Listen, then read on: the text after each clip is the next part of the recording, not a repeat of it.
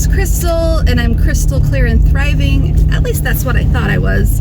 Today is the 19th of March, and I've been struggling internally, behind the curtain, so to speak. Not really sure what this confusion and muddiness was, but now I've had a good wake-up call, and it reminded me, oh yes, that's right, I'm addicted to my husband. I don't have much longer to talk. And basically what I need to do is get over to physical therapy right now, because I'm still recovering from knee surgery. I tore my ACL back in September and got surgery in November. And yeah, my knee is still bothering me quite a bit. Not all the time and not consistently, but definitely when I've not been using it, it stiffens up, and then when I do use it, I can't use it very much. My hips start to really burn and everything, and it's like, I'm just a big mess. Plus, I'm leaving an abusive relationship. I hated that word abuse. I hated it so much. I was in so much denial about the type of abuse I was under, because that meant that I was being the stupid one, the fool for staying. That's what it meant to me if I was to admit it.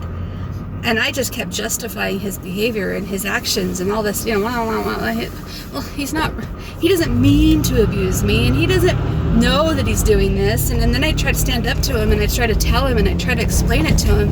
And I'm like, why am I talking till I'm blue in the face? Why don't I just leave? Well, because leaving is hard, especially when you've got 2 kids and you don't have finances to support yourself all by yourself, and you've got childhood trauma surrounding divorce and what that did to dad and what that did to the kids. And so yeah, you don't want to be the person that does that to him.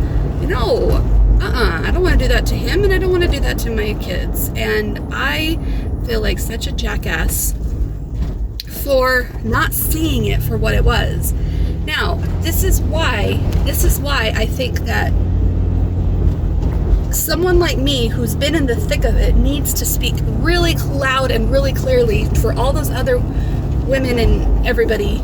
Men could be abused too. Why I think it needs to be really, really loud and said really, really clearly. Nobody plans on being an abuser. Nobody thinks that they are better than everybody else, in the sense that they, they're no one's the villain. No one's the villain in real life. Do you understand? There is no real life villains.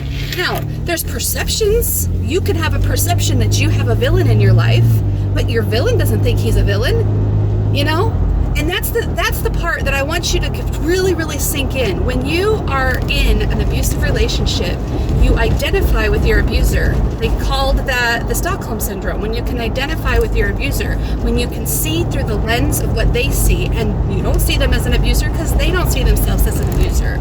You see all their justifications and all their reasonings.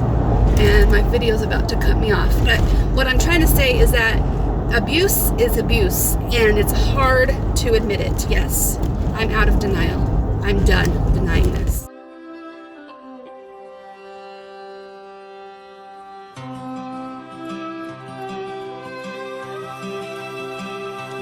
I remember Daddy's hands folded silently in prayer, and reaching out to hold me, and I had a nightmare.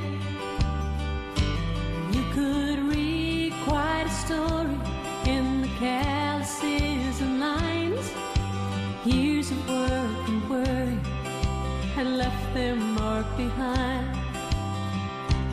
I remember Daddy's hands, how they held my mama tight and patted my back for something done right. There are things that I've forgotten that I loved about the man, but I'll always remember the love in Daddy's hands. Daddy's hands were soft